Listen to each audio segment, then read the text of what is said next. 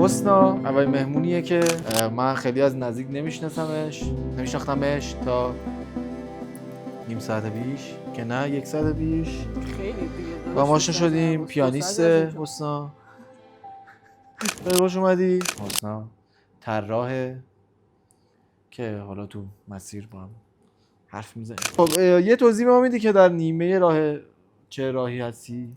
من اگه بخوای یه اسم بذاری روش. دوربین من کدومه؟ سلام. من داشتم همین الان به متین میگفتم، الان به تو به مخاطب زبط بگم.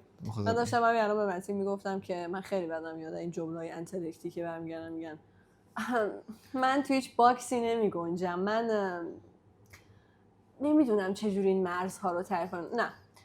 نه، من میگن روایتگر. من اگه بخوام خودمو قاعدتا توی پادکست نیمه راه شما فعلا آرتیستا رو میارین، حداقل فعلا مسیری. بله فعلا. فعلا هنرمند. خارج از هنرمندم قاعدتا هر هنرمندی ولی میارین به هر حال توی یک ژانر و یک حوزه مشخصی کار میکنه. بله. و ممکنه که توی دیالوگمون و صحبتمون هی برسیم به مثلا مرزهای فراتر، ولی به من میگن در واقع روایتگر. و من در نیمه راه روایتگریم. روایتگری. خب یه توضیح بده که اصلا روایتگری یعنی چی؟ از نظر من حالا هم تعریف جهانیش هم تعریف تو. چون برای من آشنا نیست روایتگری. ببین هر کسی که به نظر من هر کسی که قصه میگه روایتگره. خب و قصه گفتن به نظر من بی‌نهایت به راه‌ها و اشکال و تمام و رنگ و بی‌نهایت به شکل‌های بی‌نهایتی میشه قصه. بله. یه نفر با عروسک سازی و عروسک گردانی قصه میگه، یکی با ادبیات قصه میگه، یکی با تئاتر قصه میگه، یکی با سینماگری قصه میگه، یکی با مجسمه سازی قصه میگه، یکی با عکاسی، یکی با مثل من نقاشی و طراحی و نویسندگی. یکی آدمایی که در واقع آرتیستی که تو پرفورمنس آرت کار میکنن و اینا با بدن قصه میگن. بازیگرا با بدن قصه میگن، در واقع با نگاه و اعضای صورت و بادی لنگویج و اینا. با دوربین قصه میگن. آره روایتگر شاید بشه گفت یه جورایی. من از خیلی خیلی سال پیش خودم راستش به این تعریف رسیدم که مادر هنر تمامی هنر هاست. یه جورایی همه چی رو تو خود. کسی که به روایتگری میرسه به نظر من دیگه رسیده به اعلای مثلا شاید هنرمندی دیگه اندشه. چون وسط سوالت ما مثلا میایم میگیم فلان کارگردان خفن، فلان نقاش خفن، فلان عکاس خفن، فلان موزیسین خفن. موسیقی رو نگفتم که یکی از مهمتریناش بود. اینا هر کدوم که به یه نقطه از مؤلف بودن شاید رسیدن، یا میگی با فلانی که لژند، فلانی که دیگه اسطوره است، اونا به روایتگری رسیدن. دیگه فقط آلبوم موسیقی نمیده، دیگه فقط فیلم نمیسازه، فقط نمایشگاه نقاشی نمیذاره، داره قصه تعریف میکنه. و قصه‌ای که تو تعریف میکنی با گفتی داستان نویسی هم هست یا با نقاشی؟ آره فرمت من مدیومم نویسندگی و طراحی و نقاشی، البته و دوربین و نرم افزار. یعنی با دوربین و نرم افزار هم کار میکنی؟ بله. چه جالب. خیلی برام سخته که اینا رو بتونم الان با هم میکسش کنم. میخوای با هم بازش کنیم. آره یه ذره بازش کنیم که چطور میشه آدم هم طراح باشه، هم نویسنده باشه، هم با دوربین کار بکنه، هم با نرم افزار. و چه جالب. از کجا شروع شد که اومدی به این سمت؟ مسیر هنری من میشه گفت اینجا شروع شد که من از اول مسیر هنری بگم یا از اولش بگم؟ از اولش بگو که اصلا چی شد اومدی سمت این. اصلا اولین فکر کنم چیزی که شروع کرده باشی بس باید طراحی باشه. آره یا نه؟ ببین من از بچگی نقاشی میکردم قاعدتا و از درخت جدا نمیشد. آره همون چیزایی منم نقاشی میکردم دقیقاً همون. یعنی واقعا تا همون سنی که همه نقاشی من فقط ول نکردم. تنها فرق من با بقیه بچه‌هایی که نقاشی میکردن و الان نقاشی میکنن که من ادامه دادم، ولش نکردم همین. ولی آره کاغذ قلم ازم جدا نمیشد. ولی در کل جایی که میشه گفت شد مسیر، شد راه که الان تو نیمه‌شم، این بودش که خیلی خلاصش میشه این گفت که میشه اینجوری گفتش که من هیچ وقت تا یک زمان مشخص اصلا به آرتیست شدم و به هنرمند شدم و به شکل اینکه زندگیمو پاش بذارم و صرفش کنم فکر نکردم تا اون نقطه که با فاینال فانتزی آشنا شدم و خب 14 سالم بود یا 13 انیمیشن سالم بود. آره فاینال فانتزی وی آی 7ش. بعد هم که موتور داشتن اون اومد 1000 بار دیدم اونو واقعا اون من تو بعد یه جور پشت خیلی دوربین بامزه است واقعا انیمیشن درستیه آره عاشقش خیلی شدم. عجیب غریبه واقعا اون انیمیشن. چقدر اون خانومه کراشم بود.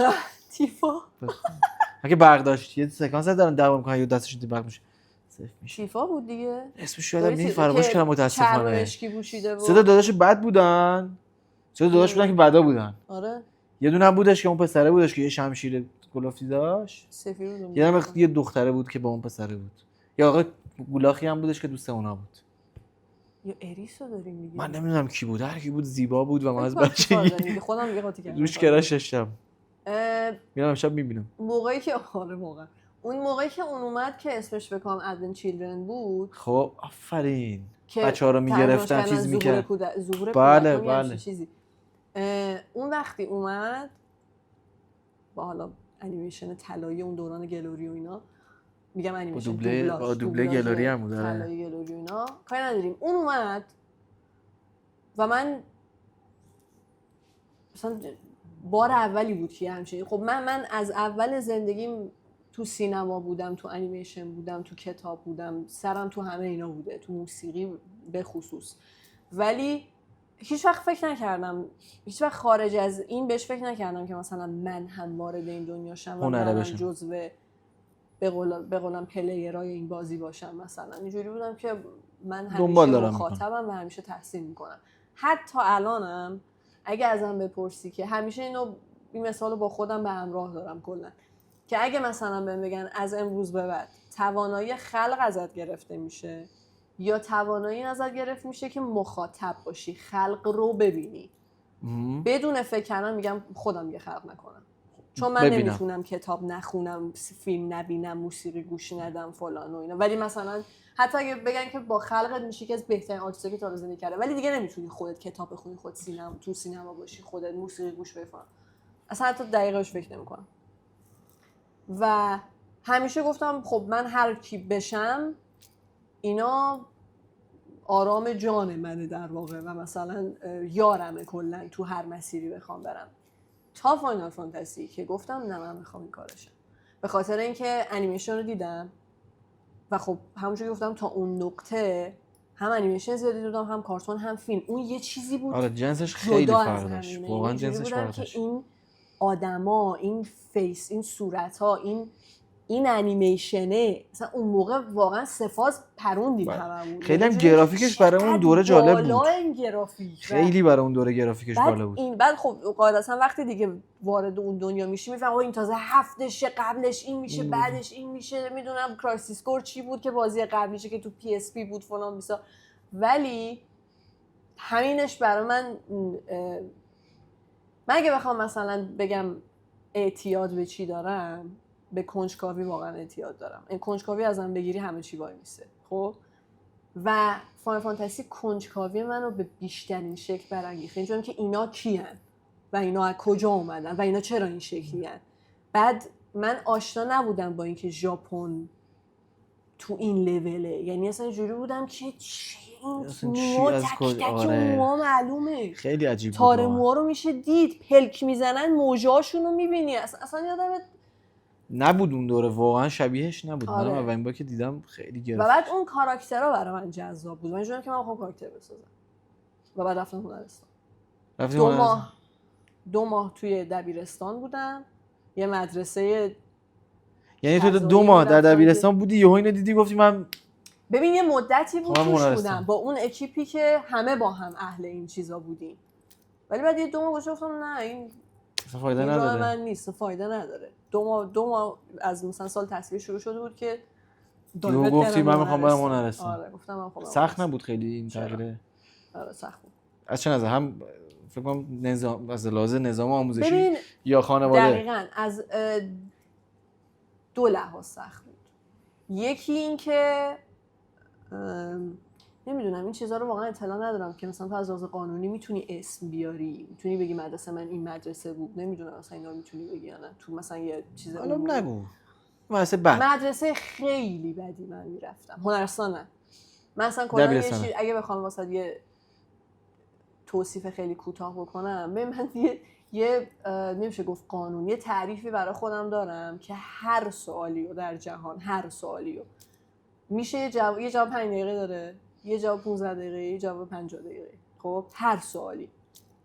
و اگه بخوام چند خطه کل زندگیمو تا اینجا برات بگم، اینه که از بدو تولدم و از تولدم، از چشم گشودنم در این جهان تا 7 سالگی که قبل اینه که وارد مدرسه شم به کنجکاوی گذشت. همش به کنجکاوی گذشت. از 7 سالگی تا زمان هنرستان که میشه حدود 7-8 سال فقط به تاریکی گذشت، یعنی تاریکی محض. خب از هنرستان به بعد زندگی شروع شد. از 19-20 سالگی تا الان مثلا که 28 سالمه جدی شد. از الان به بعدم تازه داره شروع میشه، میدونی؟ و اون دوران که من وارد هنرستان شدم، از نظر خودم، از لحاظ خودم، از سمت خودم هیچ مشکلی نبود، هیچ اضطرابی، هیچ شکی، هیچی، چون تازه زندگی شروع شد اونجا. ولی یکی محیط خودمون مدرسه فوق‌العاده بعد، دبیرستانه یا هنرستان؟ دبیرستانه. نه هنرستان که عالی بود. خودمون دبیرستان که بعد که قبلش هم راهنمایی بود و قبلش دبیرستان بود، من کل از اول زندگیمون اون همون مدرسه رفتم.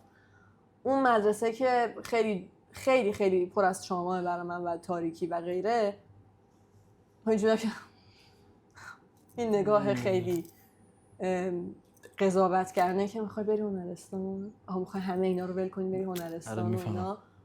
یکی اون بود. خانواده من هرچه از حمایت کردیم مادر پدرم بگم کم گفتم. مثلا این خانواده هیچ مشکلی نداشت با اینکه من بخوام این مسیر رو شروع کنم. اینجوری بودن که مطمئنی، پشیمون نشی، سختت نشه. ما الان وسط سال نه، ولی وسط این مسیری که الان هستیم تو رو باید ببریم یه جا دیگه. و محیط جدید، آدمای جدید، همه چی عوض میشه. مطمئنی، یکم فکر کن. و قاعدتا سختی که واسه اونام داشت. قاعدتا دور از انصاف نگیم. ولی اینا فقط مشاهداته که دارم بهت میگم. یعنی میدیدم که مادر پدر اینجوری، محیط مدرسه اینجوری، خودم ذره اذیت نبودم وقت این انتخاب. و بعد رفتم هنرستان. چی خوندی هنرستان؟ گرافیک. که خوندی و حالا تموم شد و فلان و اینا. تو خود هنرستان اتفاق عجیبی افتاد یا بگذاریم ازش؟ هنرستان همش زندگی بود به من یه واقع کلمه. یعنی من کلا اعتقاد دارم ذات هنر یعنی آزادی. بله. به نظر من هنرمند کسیه که آزاده و آزاده است. و من خیلی هنرستان آزاد بودم. هر کار دلم خواست کردم. واقعا مدیونم به تک تک معلمای اون هنرستان. یعنی ببین اگه بخوام تو یک کلمه بگم، اون مدرسه قبلی مجازات میشدی بابت هر چیزی بابت انسان بودن انگار مجازات میشدی، بابت طبیعی ترین ریاکشنای یه انسان، میدونی، به خصوص دختر کوچولو، میدونی چی میگم؟ همه چی حساب کتاب داشت، توی از یه چارچوبی نباید میزدی بیرون. و هنرستان کاملا برعکس همه اینا بود. من شاید هنرستان تجربه نکردم، خیلی دوست داشتم بکنم، خانواده نذاشت. ولی این چارچوبه رو که میگی، چون این مدرسه‌ای میرفتم که خب طبیعتا اسمشو نمیگم، ولی اونم همین جوری بود. آره. نه هنرستان واقعا اجازه میدادن خودتو پیدا کنی. هر چقدر میخوای به اصطلاح گم بزن، خراب کن. دوباره اصلا اینکه این خطو چرا اینجوری کشیدی، اینجا رو چرا اون کارو کردی، نمیدونم.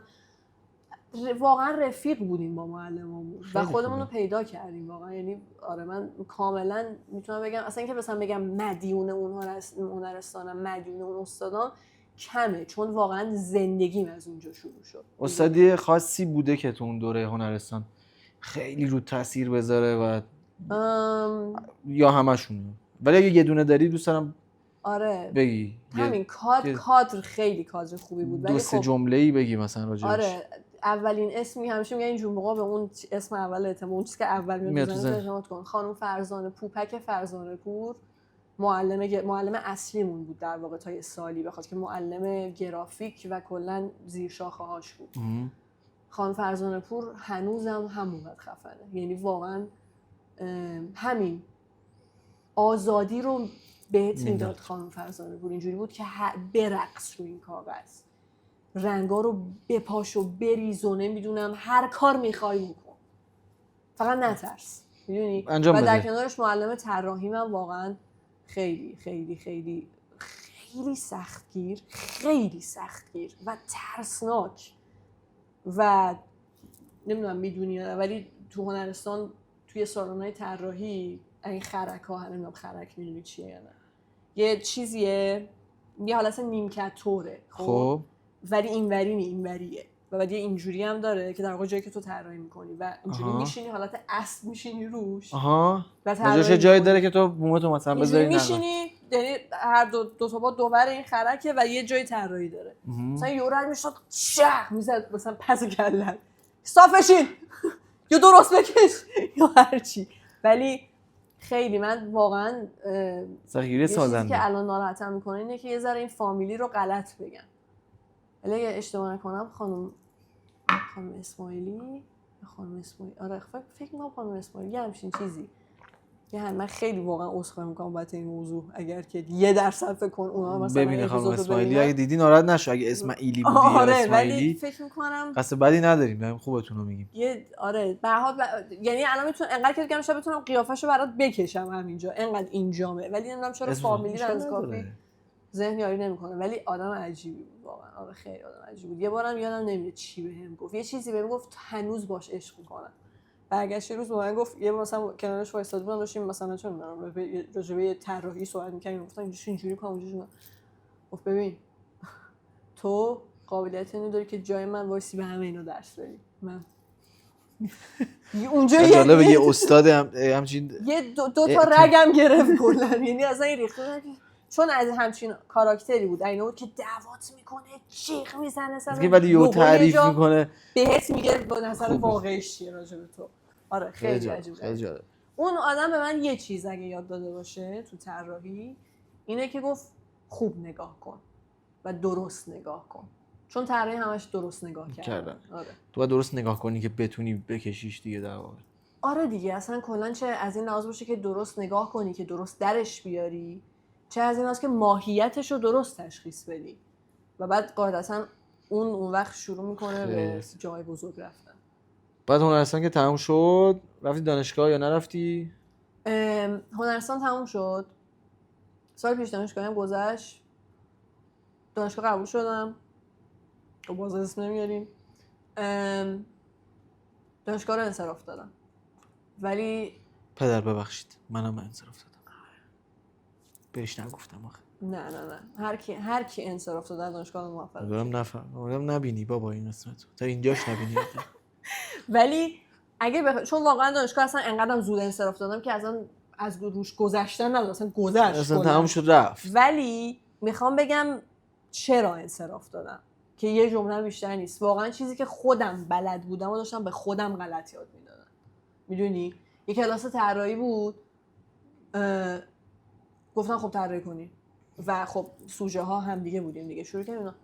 بعد من طراحیمو حالا یا کردم یا چی، یه چیزی شد که من رفتم کمک یکی و بعد داشتم بهش یاد میدادم که و یادمه که رفرنسش هم کیت وینزلت بود، داشت کیت وینزلت رو طراحی میکرد. بعد بهش گفتم که ببین فلانی مثلا گفتم که من به اون دور میخندیدم پیدا بگم، یعنی مثلا هر وقت میخندم بگم میادم بخندم. گفتم که فلانی اگر این کار کنی فلان اینجوریه که این چهره در میاد، یعنی شبیهش میشه. میخوای که کیت وینزلت رو دراری دیگه. اینجوری استاد من گفتش که البته که خیلی شباهت اینجا برامون مطرح نیست، برای ما این مطرح که ساختار چهره درسته رو. من اینجوری که خب آلبرت اگر ساختار چهره درست درات شبیش میشه. بله. تو نمیتونی اعضای صورت اینو به همون جور که هست درست داری بعد نشه کیت وینسلت، مثلا کیت بلنشیت، همین چیزی نمیشه. بعد فکر کن کلاس به کلاس خیلی هم حالت اینجوری داشت که ببینید نگاه عاقلان در صفی. چه احساس کردم عصبی شدی یه لحظه. نه من کلا آدم حرارتی ام ولی کلا داغ میکنه، ولی این نگاه عاقلان در صفی اذیت میکنه آدمو. مثلا یه لبخندی میزنه اینجوری یه چروکی میفته رو چشاش اینجا. ببین عزیزم همون شما خودت تخصصی میگی بکونی فقط صورت طرف. بعد همه کلاس‌ها همین بود. یعنی من ریخته بودم که چیکار دارین میکنین اینجا شما؟ دیگه گفتم ولش کن. دیگه اومدی بیرون و بعدش چیکار کردی؟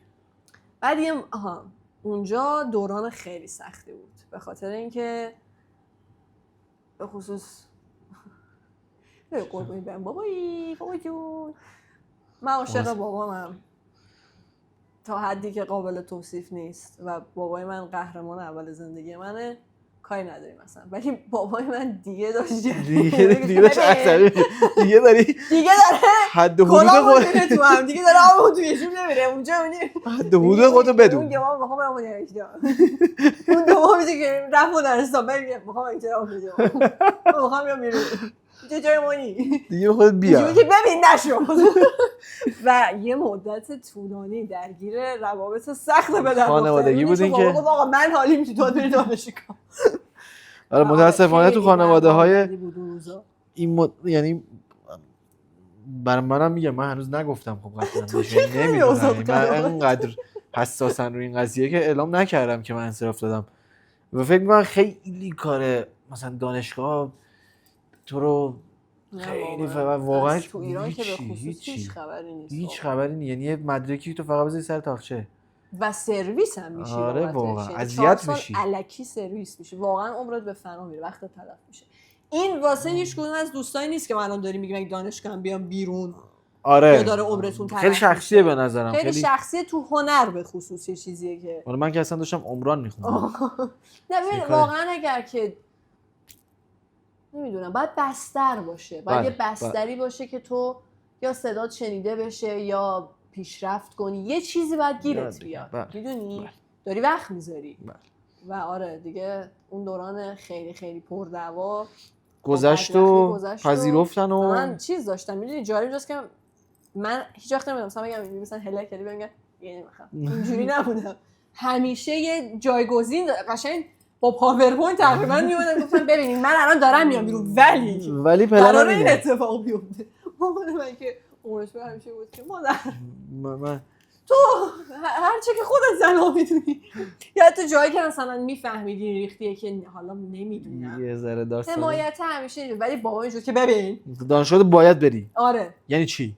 ولی واقعا جایگزینم بود که آقا من میخوام برم مدرسه اینورس، من میخوام جای دانشگاه برم مدرسه اینورس. رسما هم همون فرمت بود، انتخاب واحد میکردی، انتخاب کلاس میکردی، انتخاب رشته میکردی. چقدر جالب. آره تا این حد نمیدونستم. مثل این که من یادم اون موقع که مثلا الان واقعا میشه مثلا نزدیک 10 سال پیش، ولی اون موقع میگفت و اون موقع تازه داشت پا میگرفت اینورس. خب اون موقع میگفتن یکی از بهترین مدارس خصوصی هنر در خاورمیانه. من میتونم بگم این حرف اغراق نیست چون اونجا خیلی اتفاقات خوبی برای من افتاد، ولی واقعا مدرسه خوبیه با کادر فوق‌العاده. من حقیقتاً اینو اینجا فکر کنم جا داره بگم که آدم قطعاً همیشه یه لیست داره از آرتیستای مورد علاقه‌اش، از کسایی که میخواد باشون کار کنه و غیره. یکی از آرتیستای مورد علاقه من در جهان علی کیانی امین بود که مدرس اینورس بود و استاد اینورس بود و من افتخار اینو داشتم که با این آدم اونجا هم کلام شم، زیست کنم واقعا به نوعی. خیلی تا همین امروز با هم واقعا رفیقیم در واقع و کلاس ها رفتم، دوره ها رفتم خارج از اینورس و اصلا کاری ندارم. خیلی خیلی یه تجربه پرعمقی من دارم با استاد کیانی و اینم حتی داشتم قبلش به متین میگفتم قبل اینکه ما رکوردو بزنیم که من با اینکه سنم زیاد نیست و 28 سالمه فقط خیلی حال کمی، ولی در آستانه 30 سالگی به سر میبریم، ولی خیلی نسبت به سنم استاد دیدم، خیلی استاد دیدم و تنها کسی که جدا شایسته این لقب بود استاد کیانی بود فقط.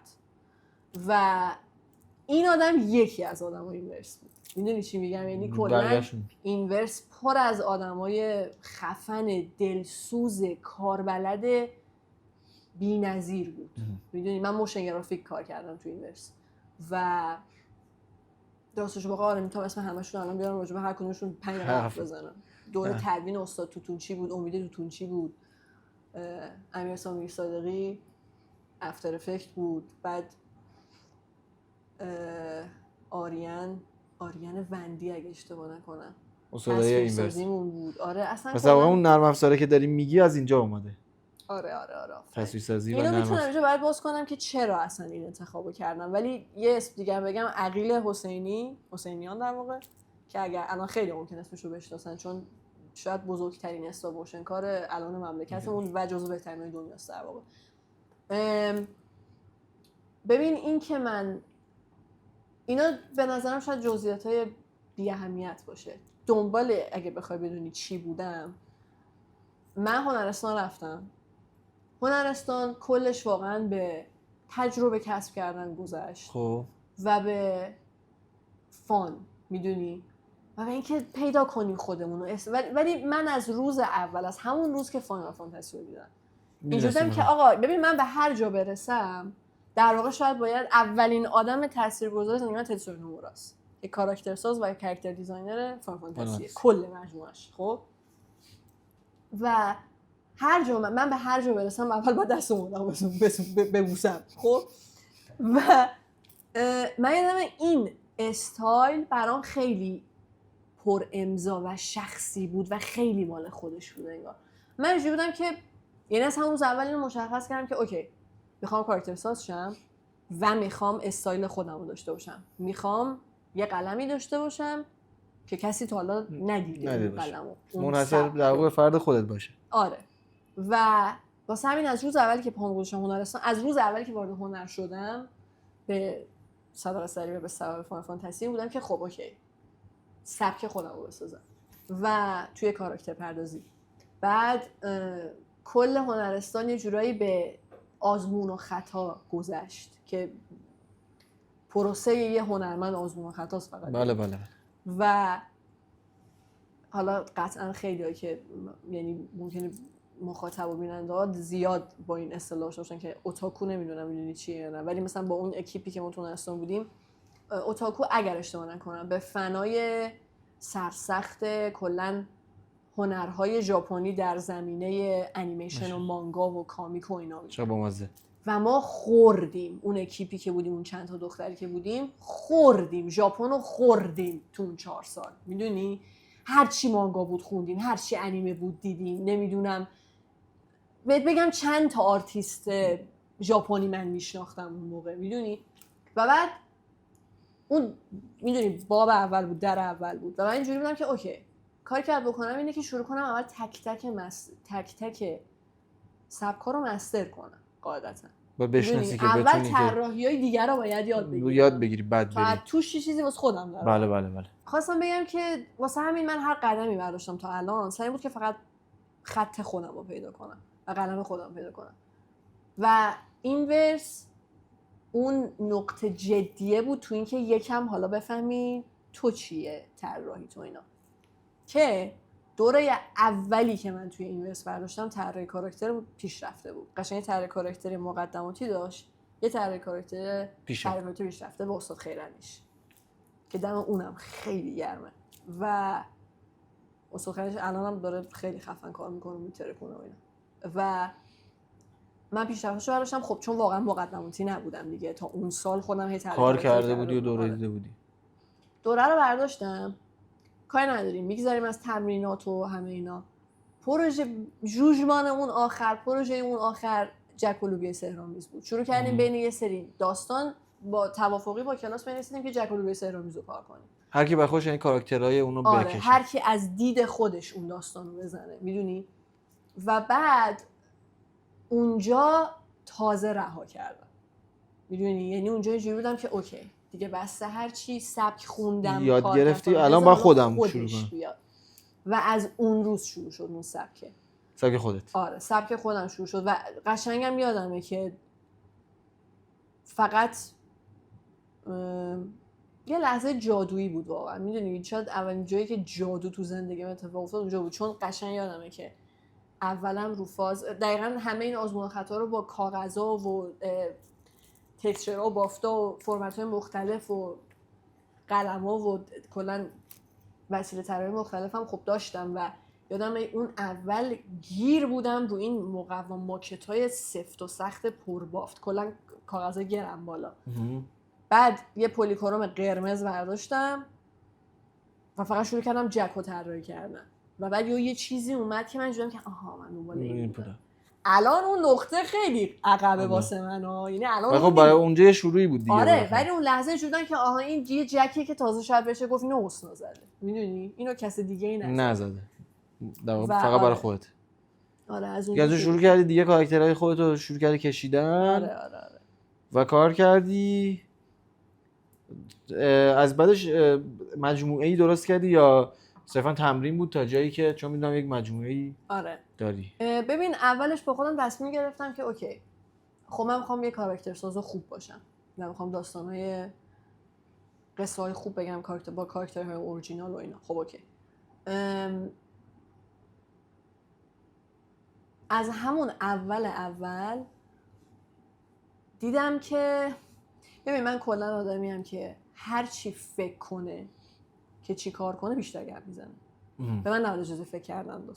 خب من آدم بداه پردازی شمشیر منه تو زندگی. خب و یادمه که اینو مامانم برام میگه و خودم هم یه خاطره دارم جدا از این که مامانم برام میگه، ولی یه خاطره دارم که این خاطره مال میگن 3 سالت بود، حالا دیگه من نمیدونم چجوری یادمه، ولی یادمه که یه کلاس نقاشی مامانم گذاشته بود من 3 سالم بود ظاهرا یا 4 سالم بود و بعد گفتن پرنده یه فکر کنم یه رفرنس بهمون دادن، شده من هممون داشتیم یه چیز میکشیدیم، یه پرنده کشیدیم که نیم رخ بود در حال پرواز. خب پشتش قرار بود آبی باشه دست، یعنی چی؟ یعنی تو آسمونه. و من اینو کشیدم تموم شد.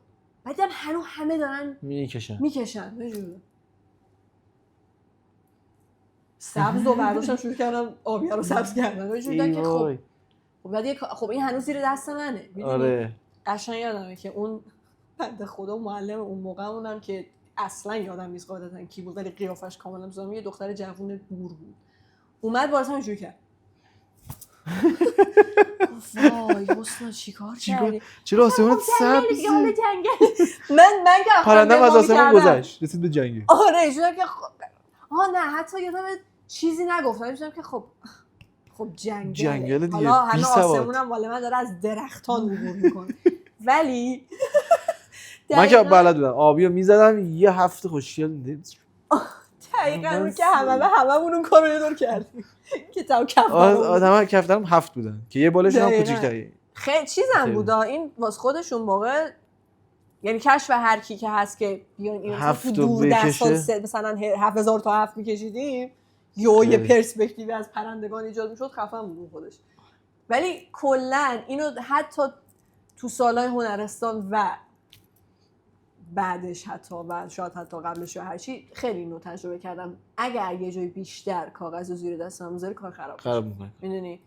به خاطر همین جالب که به این خودشناسی رسیدی از 3 سالگی و واسه همین از یه نقطه به بعد نباید رو طراحی کار کنم و نبایدم فکر کنم که چی کار کنم و اینو خیلی زود بهش رسیدم. اینجوری که خب اوکی تو که میخوای کاراکتر ساز شی و روایتگر شی و قصه بگی خب بعد ایدت بیاد دیگه. آره. من اینجوریام که خب بذار خودش بیاد. رو کاغذ شروع میکنم بدون ذهنیت یه چیزی رو کشیدن تا یه کاری در بیاد. داستان رو روش سوار میکنم. خودش بذار بهم میگه که چیه و کیه، میدونی؟ آره. به خاطر همین از بعد در واقع داستانای اینورس با خودم شروع کردم همین کارو کردم.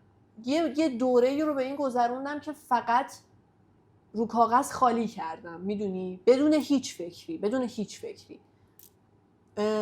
و اینو داشته باش در کنارش اینجوری بودم که خب میخوای تو چه فرمت یا یعنی میخوای اینا بعد چی بشن، میدونی؟ مثلا کامیک آرتیست میخوای بشی، میخوای گیم بسازی، میخوای انیماتور بشی، تصویرساز بشی، آره دیگه، میخوای چیکار چون کنی مثلا؟ بازم چیز داره، زیر مجموعه داره.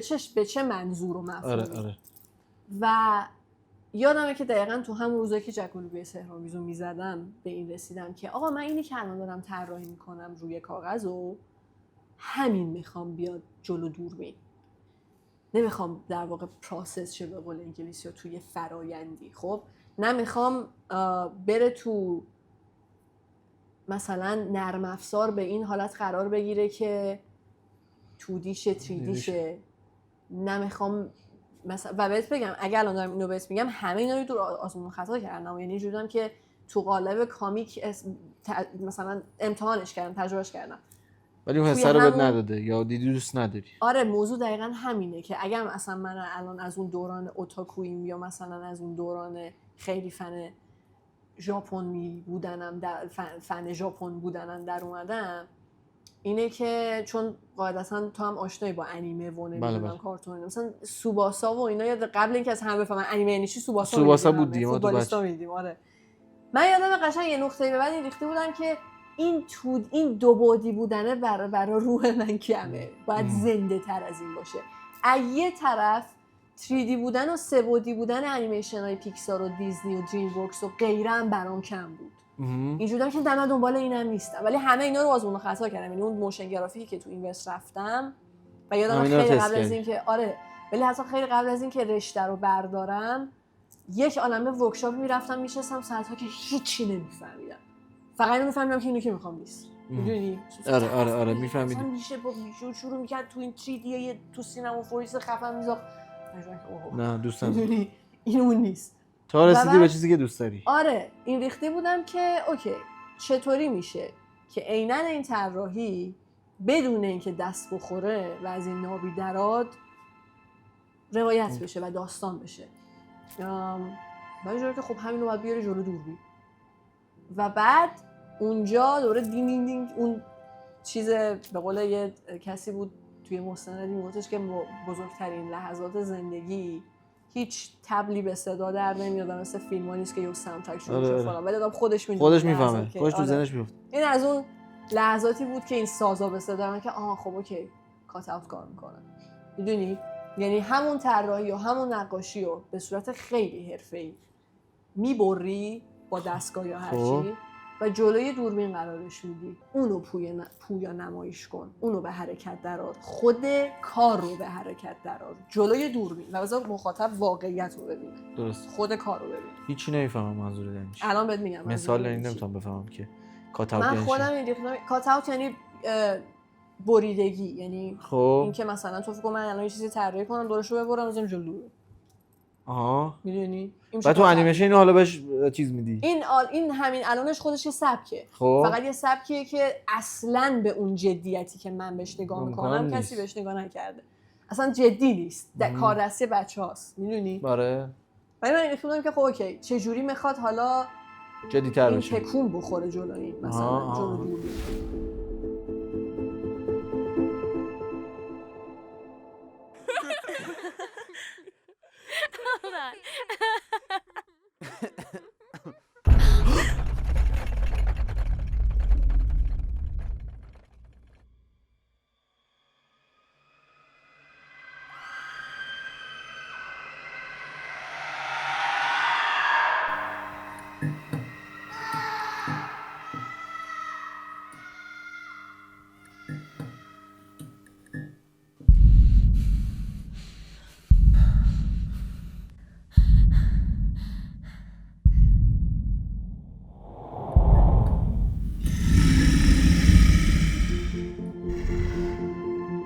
و بعد همون موقع که 10 سال پیش بود، همون موقع این پیش بینی رو کردم که یه فرمی از AI و هوش مصنوعی باید اتفاق بیفته واسه این چیزی که من تو خیالم دارم، چون نه 2D به درد میخوره، نه 3D، نه سینما 4D، نه هیچ نرم افزار دیگه این که من میخوام و در نمیاره. من میگم که هیچ مشکلی نیست تا اون موقع که AI به اون لول برسه خیلی کار دارم. آره. میشینم کاراکترها رو کامل میکنم، نویسندگی ها انجام بشه، همه چی برسه به اون حدی که باید برسه. بعد که تکنولوژیش اومد میدم بیرون. انیمیت میشه اینا.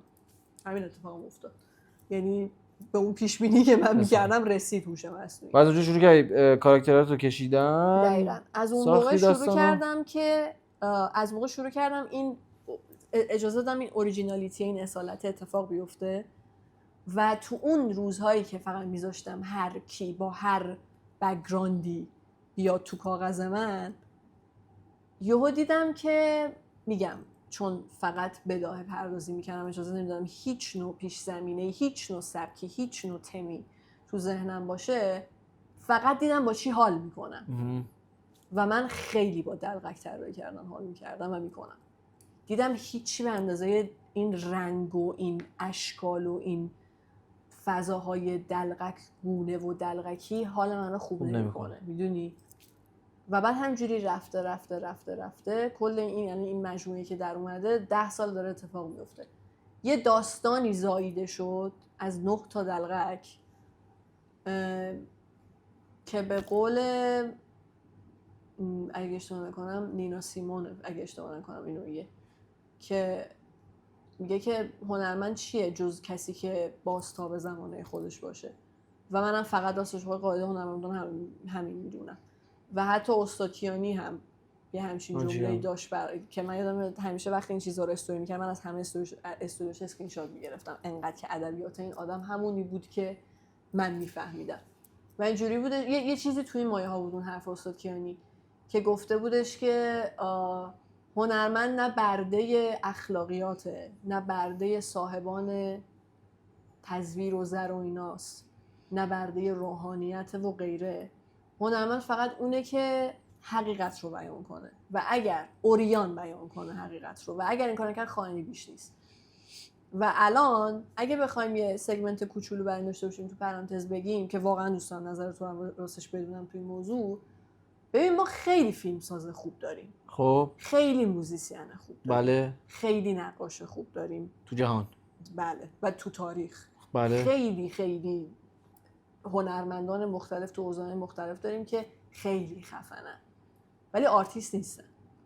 خیلی کمه آرتیست، خیلی کمه. یعنی آره. که میتونم فرقشو این فرقشو بر منم خیلی عیانه. خیلی فیلم خوبی بسازه، یکی میتونه خیلی نقاشی خوبی بکشه، یکی میتونه خیلی خوب بنویسه، یکی خیلی خوب میتونه برقصه، ولی آرتیست نیست. بله میدونی؟ بله.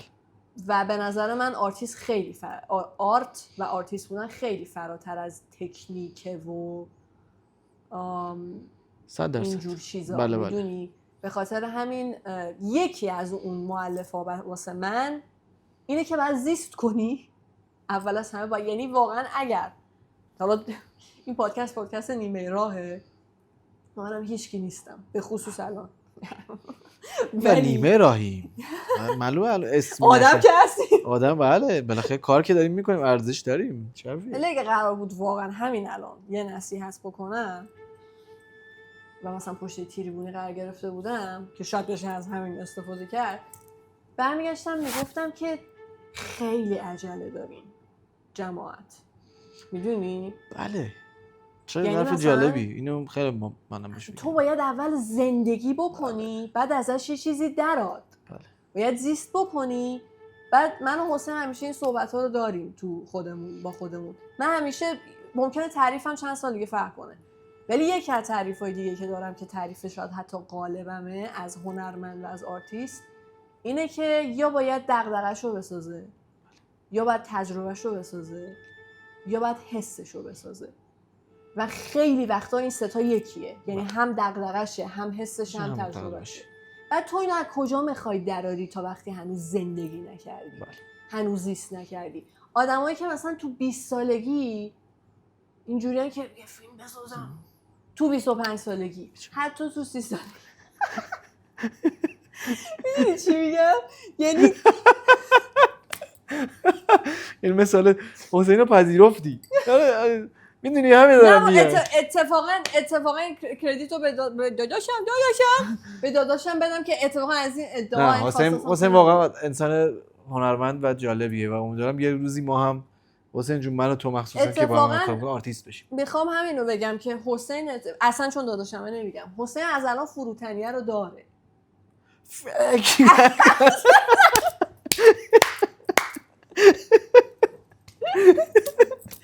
ببین هیچ اشکالی نداره بلند پروازه باشی. نه ولی هیچ اشکالی نداره از الان ایده‌اتو بچینی، اصلا بله. مگه میشه؟ نه. ولی اینایی که میخوان تو سن کم یهو اثر فاخر بدن نمیتونن. خیلی هم دیدیم، خیلی هم میشناسیم آدمایی ببین که اونایی که اینطوریان. تونستن نخواستن. اصلا به نظر تو باید تا یک دوره اصلا این زیسته رو، این تجربه رو، این دغدغه رو بسازی، فلان کنی بیسار که تا یه جایی برسی که بگی آقا من یه سبکی اومده دستم و دارم چیز ببین میکنم. باید پوستت کنده شه. بله. باید یه دور کاملا کوبیده شی، بله. دوباره ساخته شی، بله. دلت 100 بار بشکنه، نمیدونم زخم بکشی، قلبت تیکه پارشه. این از اینا هنر اذیت چی؟ میاد، بله. میدونی؟ آره واقعا باید اذیت چی، چون به قول داستویفسکی میگه مثلا اگر قصه‌ای برای گفتن نداری واسه چی زنده ای؟ قصه از اینا در میاد. میدونی چی میگم؟ یعنی یعنی مثلا کسایی که مثلا شروع میکنن فیلمنامه نویسی به هدف یه ایده، آره. با کمال احترام من نمیفهممش. بله. چون اینجوری هم که خب این چیه توه؟ این دغدغت، تجربت، زیستت، حست. فقط ایده خالیه یا ایده خالیه که نپرداخت. مثلا فینچر جزو کارگردان مورد علاقه من نیست، با اینکه کارگردان درجه یکیه. بله. ولی من تیم برتون رو میفهمم. میدونی چی میگم؟ کارگردان و مثال‌های خیلی زیادی که هست تو این موضوع. یعنی اینجوری هم که این دلغک‌ها رو ولی برای خودت آره پیدا کردی تو این یعنی دقیقاً تولده از هیچی نبود جز این که من به خودم اجازه دادم که رها باشم رو کاغذ. چند درصدش پیش رفته؟ ولی خب حالا همین دقیقاً موضوع اینه که بعد این دلغک‌ها شدن بازتاب زندگی خودم. خب و بازتاب زمانه. به خاطر همین این 9 تا دلغک از همون اولم از اون چیزا بود که اسمش بدون فکر کردن اومد تو ذهنم. یه مجموعه این یعنی مجموعه کاراکترها و این داستان یه داستانیه به اسم آکادمی دلغک‌ها و یه خطیش هم میتونم بگم، اصلا چیزی نیست که بخوام از الان نگم یا مثلا اسم نکنم، خیلی چیزا رو نمیگم راجعش. اشکال نداره، یه خطیشو بگو. آره که اینو هم نمیدونی الان. نه 9 تا دلغکن که یکیشون قاعدتاً هد گروهه، یعنی اینجوری که خب میدونی جمع جور میکنه. آره. نمیدونم هماهنگی‌ها و آموزش‌ها و اینا. یکیشون خواننده است، یعنی موزیسین در واقع گروهه. یکیشون رقاص گروهه، یکیشون بازیگر گروهه. و تا الان چند تا شدن؟ هد گروه و 4 تا چارقلو که مایما هستن، یعنی اون دلغک‌هایی که پانتوم بدون صدا پانتوم اجرا میکنن که میشه 9 تا. و اون فقط اون کسی که اون دلغکی که خواننده گروهه و صدای گروهه، ولی یه دلغک دیگه ساز میزنه. یعنی هر کدوم اینا تخصص خودشون تو این گروه دلغکیشون دارن. میدونی یه سری فعالیت‌های دلغکیه ولی بقیه‌اش کلا هنرهای نمایشیه و پرفورمنس آرت، یعنی کلا بازیگری توشه. یه آکادمیان که هر کدومشون یه کاری میکنن. حالا آکادمیان اینا توی شهری زندگی میکنن، کاملا داستان جزء اون تمای لامکان و زمانه. خب یه جاییه که اصلا هیچ تو این دنیا نیست، یعنی مثلا هری پاتر که تو لندن اتفاق میفته، تو انگلستان اتفاق میفته نیست. مثلا ارباب حلقا که تو میدل ارث اتفاق میفته، جایی که وجود نداره. یه جایی لامکان و لازمانه، زمان مشخص نیست، جا مشخص نیست، فقط یه شهره که توش یک حاکمیتی برقراره که اجازه اینجوری بگم، اول من هنوز تصمیم نگرفتم که این داستان یا به صورت تریلوژی اتفاق میفته، 3 تا تریلوژی که میشه 9 تا، یعنی 3 تا یا 3 تا سیزن یا 3 تا فیلم مثلا. خب ولی تو قالب 3 اکت اتفاق میفته، ولی همون اکتا خودش دوباره 3 اکت مثلا میشه. حالا تو هر اتفاقی که 3 پارت مثلا به هر فرمتی که اتفاق افتاد که نیمه راه قاعدتاً، اول هر اپیزود یا هر اکت یا هر فیلم این جمله نیچه پخش میشه که و آنهایی که میرقصیدند توسط کسانی که موسیقی رو نمیشنیدن دیوانه پنداشته شدن. داستان راجع به اینه که این 9 تا دلقک توی یک روزگار فوق‌العاده بیرنگ و بی موسیقی و بی روح میرقصن و رنگ دارن و چه دنیا خاکستری. دقیقاً. و این متافور و سمبل نیست، واقعا شهر خاکستریه و فقط آکادمی رنگیه و سمت اونا رنگیه. یک حاکمیتی برقراره که اجازه این چیزا رو نمیده و اینو دارن کار میکنن و اینا یه آکادمی واسه خودشون درست کردن. تحت فشارن. تحت فشارن. و آکادمی دلقک ها یه ابهامی داره. یکی آکادمی این دلقک هاست، یکی یه آکادمیه که یکی به این معنیه که تو این روزگار تو اگر این به این سمت میری دلقک حساب میشه. یعنی شهری که تو رو دلقک میکنه و اون شهر میشه آکادمی که تو رو به صورت یک دلقک. چند درصدش پیشرفته؟ 23%. درصد بگم؟ نه مثلا چقدر وسطشی اولشی آخرش؟ کاراکترها کاملا ساخته شدن. مونده که تاسیس. کاراکترها کاملا ساخته شدن، نویسندگی خیلی جا اتفاق افتاده. مونده که بری تصویرش، یعنی چیزش کنی. ببین مثلا یه جایی از نویسندگی مونده، یه جایی که از داستان خالیه بعد پرشه، ولی مثلا اول وسط آخرش رو میدونن، میدونی؟ بعد وسط اینا رو برد. نه مثلا که الان میتونی بگی مثلا بگی یه سال دیگه اومده بیرون. اصلا هنوز مونده کار داره. خیلی. این من اگه بخوام یه اثر ازم بیاد بیرون همینه. دیگه بعدش و حتی که 40 سالگی بیاد بیرون کل عمرمو دارم پایین میذارم فقط نه اینکه فقط کاری که میکنم این اگه مثلا کارهای دیگه هم میکنی ولی این مثلا دیگه خیلی دیگه من کلا 2-3 تا کار میخوام تا آخر عمرم بکنم، یکیش این ولی این بزرگترین. من واقعا هم لذت میبرم چون به نظرم خیلی داستان جالبیه، خیلی جالبیه. من کاراکترشم یه دو عکساشون رو دیدم، حالا نمیدونم اجازه داشته یعنی بهمون بدی که بذاریم توی چیز، چون به نظرم خیلی خیلی بامزه و جالبه. بامزه جالب کلمات جالبی نیست، کلمات منه، ولی می‌خواستم اینو بگم که کلا متین ریخته که نمیفهمم داره شوخی میکنه، جدی میگه، داره کاراکتر تو خورد میکنه. نه جدی ام، به خدا خیلی بامزه. خیلی خوبه. خیلی بانمکه. نه بابا.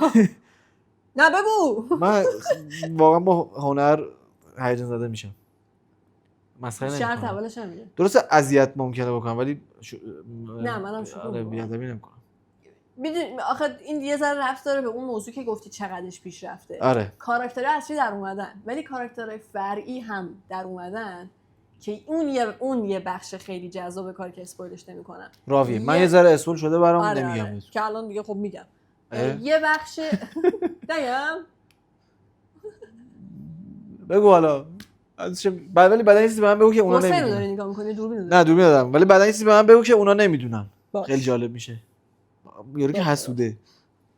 یه بخشی داره آکادمی دلقک‌ها.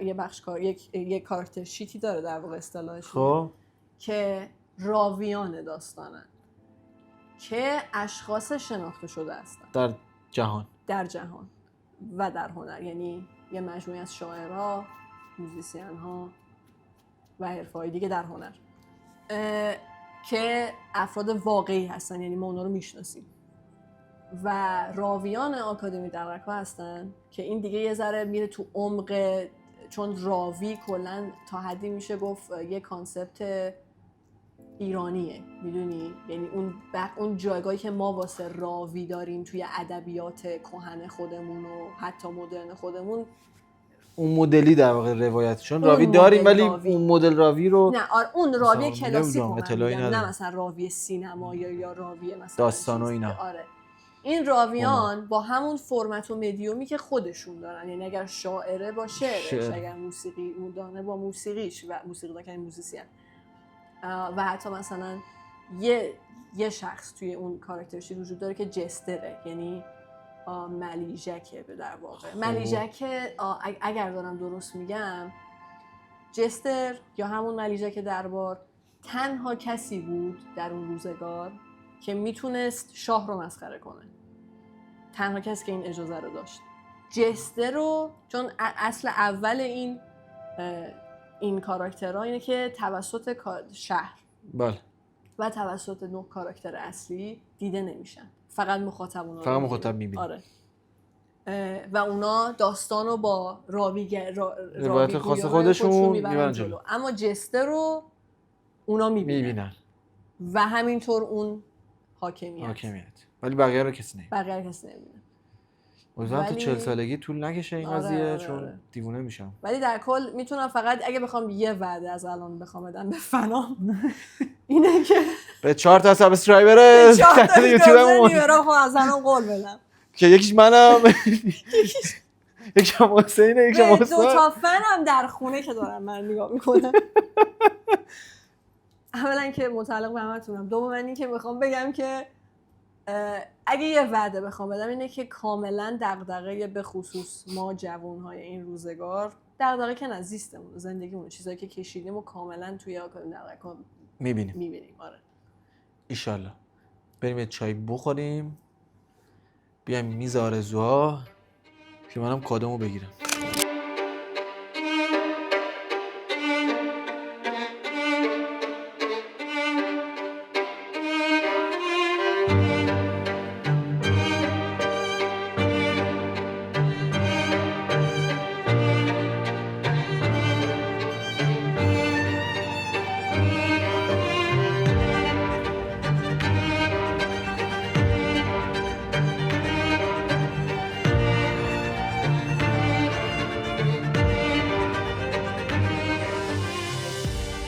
خب حالا اومدیم آیتم میز آرزوها.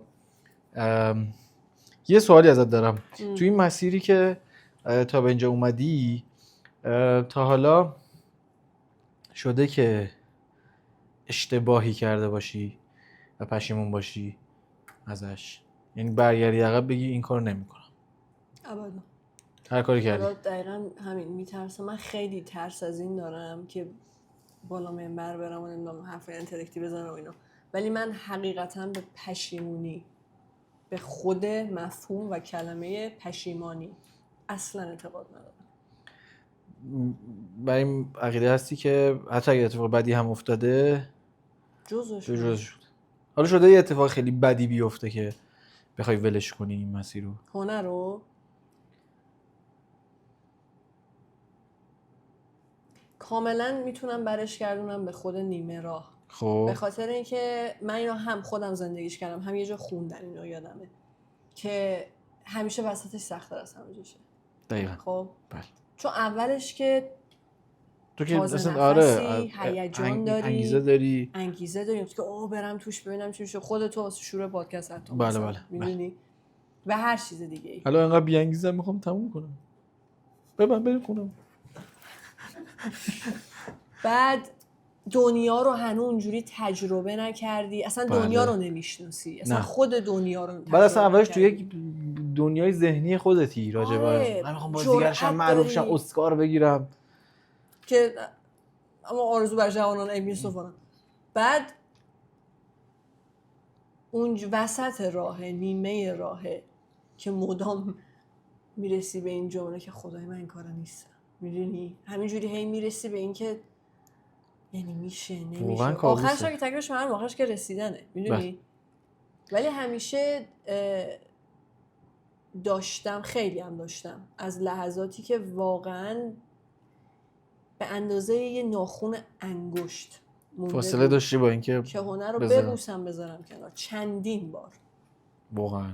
و واقعا هر دفعه جمله‌ام همین بود تو ذهنم، گفتم من این کارو نیستم. من افسردگی میگیرم سر بازیگری، یعنی سر احمقانه ترین موقعیت ها. حالا مثلا تو اسیاتوده کلاسی و اینا، من مثلا نقشی که توی بیانیه بازی کردم، بیانیه رو دیدی؟ بیانیه کمیسیون صندلیو؟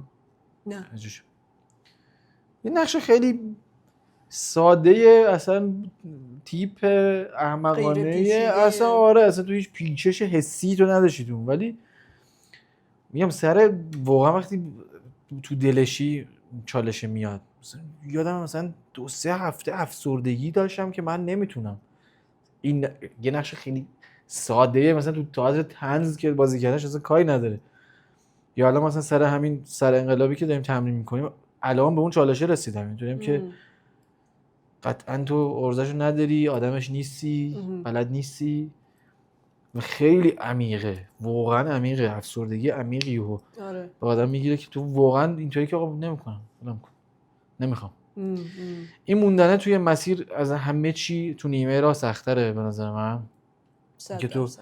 ببین این لحظات میگم این که من نه، حداقل من نه، این که پشیمون شم یا بگم اشتباه کردن نه، ولی این که بخوام خدافزی کنم تا دلت بخواد، این که احساس باختن و شکست بکنم تا دلت بخواد. و این متاسفانه این چیزی که تا ابد هست. تو فقط باید یاد بگیری، فقط باید یاد بگیری که کنترلش کنی و به خودت ایمان داشته باشی و استمرار.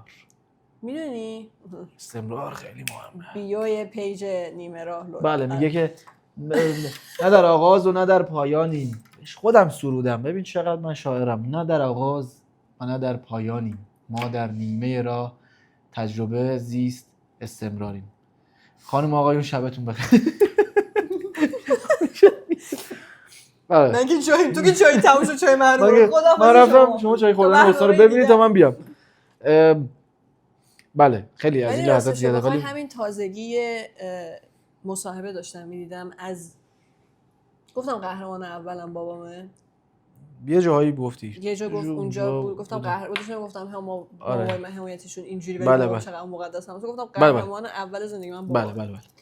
ولی قهرمان دومم یه نفره که نمیتونم الان اسمشو بیارم چون اصلا هنوز آماده نیستم که آشکار کنم این راز درونیمو که این آدم برای من کیه. یه آرتیسته، خب یه آدمی نیست که من زندگی واقعی خودم میشناسم. هیتلره. چه جوری ذهنت رفت اون سمتی؟ بخاطر که بامزه میشد کم مونده سر این میام بگیرنمون. اول فصل نه هیتلر که نیست استالین. خلاصه که آره یه آرتیسته و قهرمان دومم، یعنی قهرمان زندگی شخصی خودم پدرمه و قهرمان هنری خارج از زندگی مثلا البته بازم اونم شخصی حساب میشه ولی یعنی نه جزو افرادی که از نزدیک میشناسمشون. داشتم مصاحبه ازش میدم و راجبه و این آدم حداقل از نظر خودشم اگه اینجوری نباشه از نظر من رسیده کاملا. خب آدم بزرگیه خیلی و پر از دستاورد و اون داشت میگفتش که این ترسه، حالا من یه کلمات دیگری براش بکار بردم بگیم ترس، گفت تا ابد رهاتون نمیکنه. و اون کسی که کنارش بود که اون هم آدم بزرگی بود داشت میگفتش که بکنینش بهترین دوستتون. یعنی این حسه رو باید باش رفیق شی واقعا، چون همیشه هست. این هیچ جا نمیره. این هم خونت هم اتاقیته اصلا. آره چرا با مزه اینو تو فیلم چیزم یه جا که داشتم میدیدم برام خیلی، چون حسیه که بین هنرمنده از تو وانس اپون تایم هالیوود بود اونجایی که میره تو کانکسه و شروع میکنه. چون من واقعا این لحظات رو داشتم که رفتم مثلا تو اتاقم شروع کردم با خودم مثلا جنگیدم بعد و بیراه.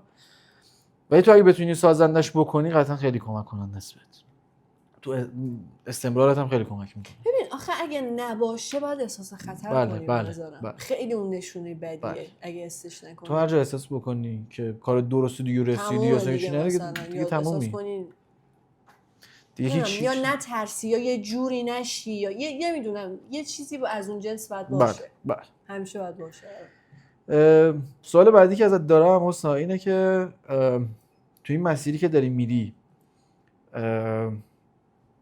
نه از باب اینکه اتفاق بدی بیفته، از باب اینکه جایی هست که بگی که اگر من این کارو بکنم دیگه رسالتم تمومه و دیگه بعد از اون میذارم کنار. چیزی داری؟ هنر رو؟ آره این کاری که داری میکنی کاری که دارم میکنم. آره. ببین این کارو من همیشه تو خلوت خودم که ادامه میدم. خب اگر منظورت که یعنی از مثلا یه نقطه الان رسیده و من کاملا شدم اون آرتیست که میخوام شناخته شدم، حرفمو به قول تو زدم، رسالتمو بیان کردم و اینجوری باشم که اوکی من دیگه حرفی برای گفتن ندارم. پرسیدی که آیا این نقطه خواهد رسید؟ چی پرسیدی؟ این کارو میکنی آیا؟ آره آیا مثلا نقطه‌ای هست که بگی آقا من اگر این کارو بکنم دیگه اینطوری هم که به رسالت خودم رسیدم بله کاملا میذارم کنار. و اون بحث هم بیشتر درونیه برات، یعنی کار برونی نیست. مثلا اینطوری نیست بگی من یه اسکار گرفتم دیگه کار نمیکنم. خیلی درونیه برات نه یا اینطوریه؟ نه مصداق بیرونی هم داره کاملا. چی بشه؟ ببین خودت الان داشتیم تو بریکمون داشتیم راجع به حرف زدیم که گفتیم من از این موضوع هدف کوتاه مدت دارم، یه میانه بلند. منم دقیقاً اینو دارم، فقط 3 تا کاره. به جای کوتاه مدت بلند، میانه و بلند 3 تا کاره.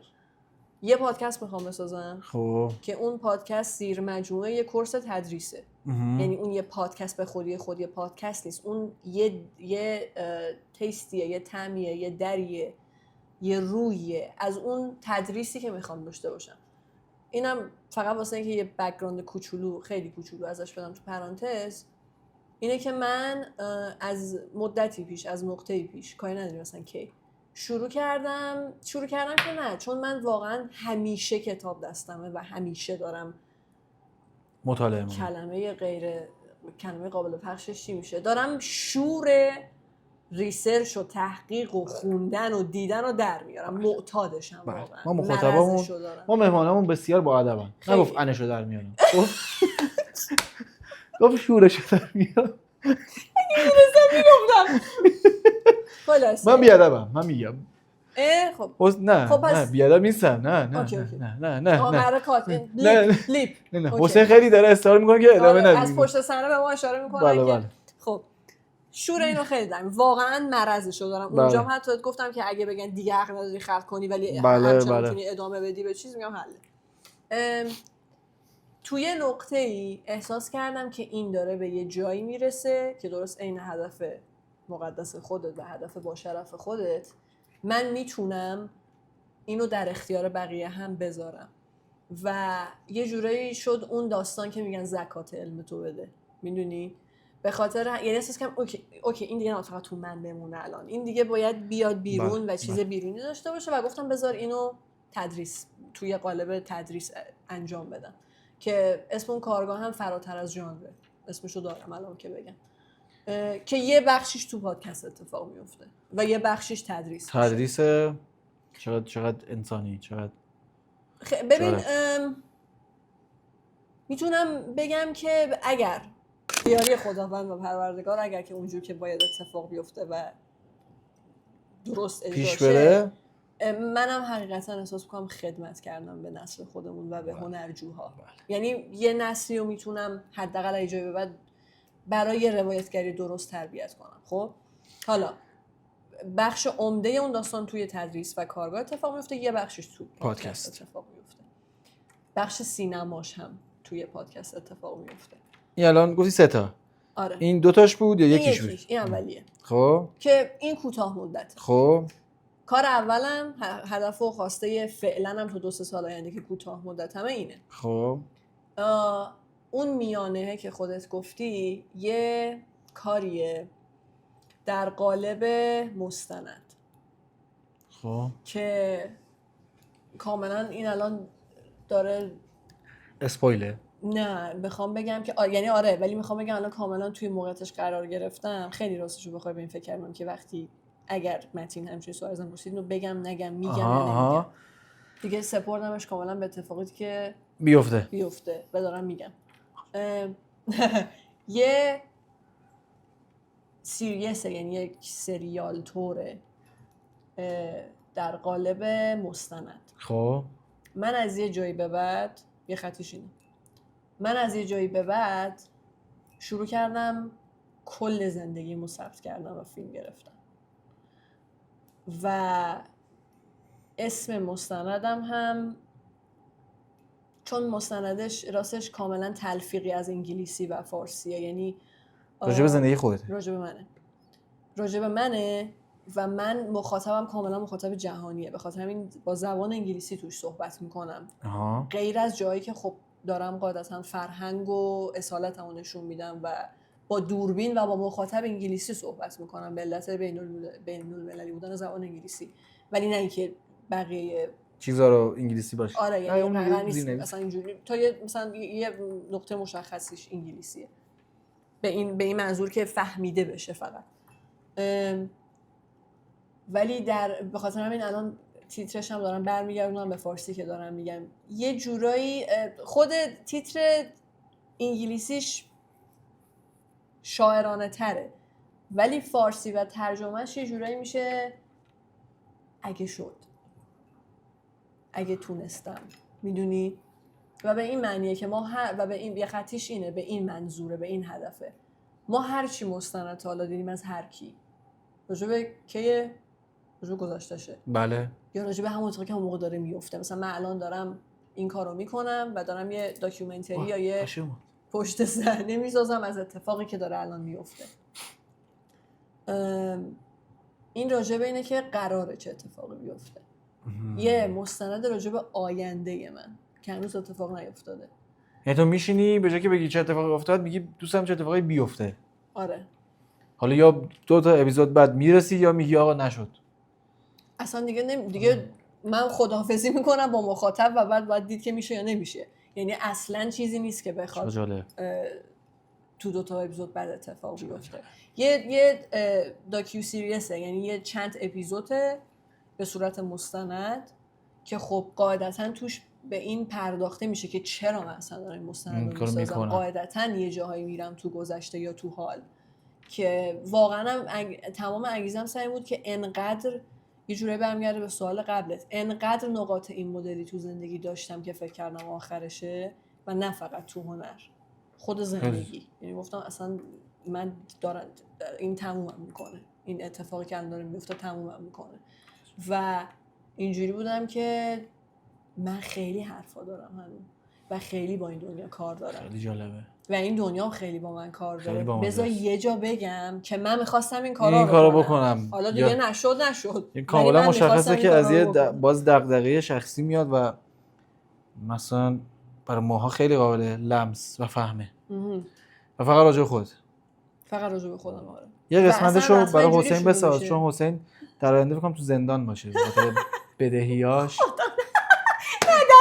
از اون لحاظ اصلا بعید نیست. اگه این مستند گرفتار داشتم من دارم با شخص خودت صحبت می‌کنم، با که حسین اونور دوربینه، ولی من می‌خوام اونجا باهاش صحبت کنم. من درت میارم اگه مستند گرفت. گلریزون می‌کنیم تو همین نیمه‌را بوده. سر همین کارا این داداشم من زیر قصه. خدایا به خاطر هنر. حسین قطعا تو زندانه. آره حسین. حالا ما از 2 تا فصل بعدتر احتمالاً کارگردان هنریمون عوض کنیم که حسین یه فصل نیست. یه فصل اختصاص میدم به حسین که سر اینا که دونیشن میذارن یه لینک میذارن گلریزون کنه. بدیم محسن چاوشی براش از اینا بذاره. آره. خود محسن چاوشی فقط میتونه حسین نفامی رو وقتش فکر کنی. تو قطعا تو زندان هست. ولی آره خلاصه. و اگه بخوام بهت بگم چه لحظه‌ای آنن جرقه این ایده متولد شد، نمیدونم اینو دیدی یا نه، چندین سال پیش یک پشم ول نمی‌کنم اونو مهمان سوم مهمان جدیدم چند سال پیش یه تریلر اومد از هسلجر یا هیسلجر اگه بخوایم درستش رو ترجمه، نمیدونم دیدی یا نه. یه مستند بود راجع به هسلجر و زندگیش. آره اینکه مثلا نقش جوکر رو که می‌خواست دراره و منجر به فوتش شد. تو مثلا ویدیوی کوتاه ازش دیدم که یه دفترچه‌ایشو میارن که نمیدونم این تو اون کلیپ یا تریلر بود یا نه، ولی اصلا کلا اسم مستندی که آیم هیث، یعنی این ریخته که من هیث هستم و یه مثل همه مستند دیگه اصلا فکر نکن تریلر خاصی بود، ولی هسلجر مرده. بله. و وقتی اون تریلر دیدم گفتم همیشه باید بمیری مستند تو بسازن. همیشه باید یکی بشی مستند رو بسازن. من میخوام نیمه رو هم مستند بسازن. باریکلا. میدونی بگم آقا هنوز خبری نیست ولی این خبرا میشه، ولی اگر که 3 نقطه. و اون کار دوم. کار سوم چیه؟ آکادمی دلغک‌ها. این 3 تا فقط هم من با این 3 تا خوشحالم. من 3 تا رو انجام بدی دیگه اینطوری که خب دیگه رسالتم واقعا به قول خودت فکر میکنم که رسالتم اونجا دیگه انجام دادم و من اونجا خوشحال و سیر و راضیم. حالا اگه یه ایده اومد نمیگم نمیسازم، ولی الان اینطوری داری فکر می‌کنم. ان شاءالله که خیلی زود با این 3 تا هدف و کاره برسی. به وقتش به این فکر نکنن که میشه، بخواد بشه میشه. اینقدر اون بالایی خوب میچینه. دقیقاً حق گفتم رو با اینکه خودش داشت خودشو مسخره میکرد. کاملا همینه. میرسیم به بخش جذاب و زیبای میز آرزوها. بازم آرزو همین هدفایی که آدمو دارن. آرزوی خیلی عجیب غریب بزرگتری داری بگی؟ جز اینه که گفتم. آره. حتی میتونی حالا یه هدف داریم، یه آرزو داریم، آرزو میتونه آره. حتی فانتزی هم باشه. من که اصلا از شوق به همه که گفتم اصلا میگم رویا. خب میدونی یعنی نه بله هدف بله. میگم نه آرزو، چون احساس کنم این دو تا تو اون میگنجه. شاید رویا میکنیش و بعد سعی میکنی به واقعیت تبدیلش کنی و غیره. ولی بله بله.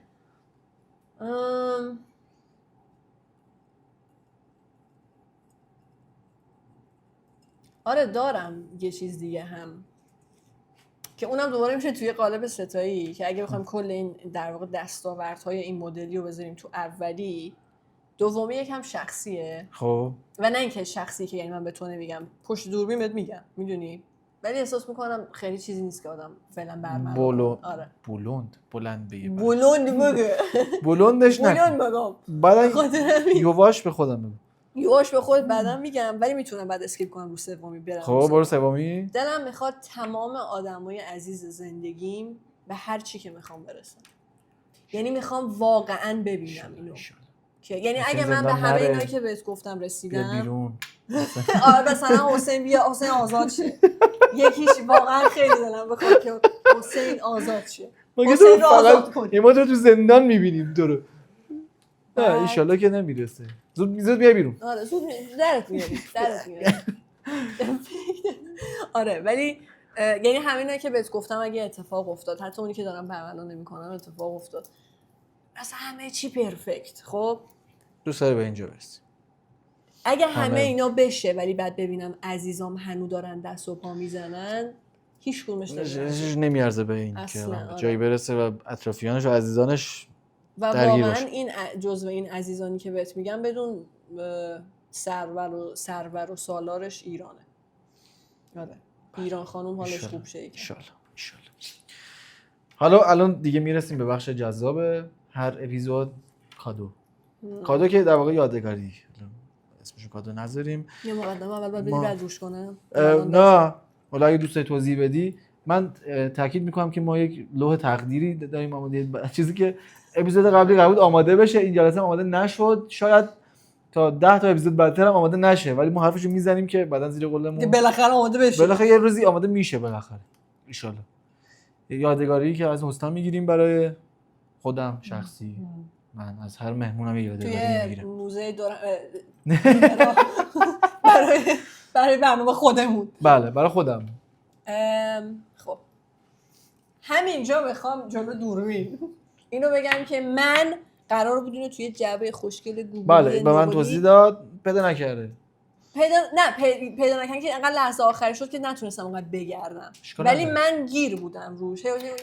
همینجوری خوبه، ما دوست دارم. حسین بهش گفتم حسین دوست دارم متین باز کنه ببینه اینو، همینجوری که لخت بذارم جلوش. بعد حسین اینجوری کرد، الان من رو ببین. حسین گفت نه موقع ذهنیتی تو رو ندارم. به نظرم همینجوری قشنگه. نه ما خیلی آدمای کول و ردیفی هستیم واقعا. نه اولش تو باز کنیم پشتش. الان این یه بومه. این خب یه کار اصلا علت داره من اینو انتخاب کردم که بدم به تو. خب و به برنامه در واقع، به خاطر اینکه این یه کار نصف رها شده است، یه کار نیمه راه رها شده است. چرا؟ چقدر جالب.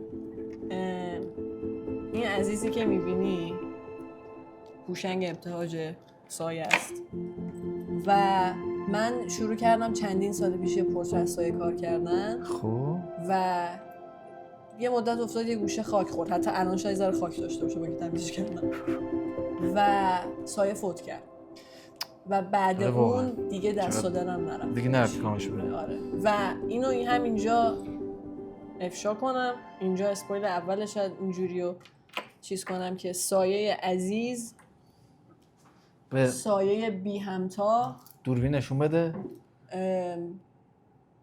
جزو اون راویان آکادمی دلغکاست و ایوه چقدر بامزه. سایه جزو شاعراییه که در آکادمی دلغکا وجود داره. روحشون شاد واقعا شاعر بزرگی بودن که و نصفه است میدونی، ولی خب این ولی کاملا مشخصه که خودشه، یعنی کاملا دقت بکنی خیلی زیباه. خیلی متشکرم. این با عشق هرچه تمامتر و احترام هرچه تمامتر تقدیم به تو. من دیگه هر کار دوست داری باش قابش کن نکن دیگه هیچ کاری البته که اینو میذارم توی اتاقم قابش میکنم چون به شدت جالبه مخصوصا حالا با توضیحاتی که دادی. آره یعنی علت داره که بله، میدونی یعنی بله، همینجوری رندومشون نکم سایه زدن. بله بله. ولی آره خیلی سایه زیباست. قراره خیلی که متشکرم واقعا. در آینده من همچنان باشه با اینکه خودش الان نیست. قابل انشالله. نداشت. انشالله که بتونیم در آکادمی دلقک ها ادای احترامی بکنیم بهشون. حتما. زحق توفیق خدمت. خانم آقایون شبتون بخیر.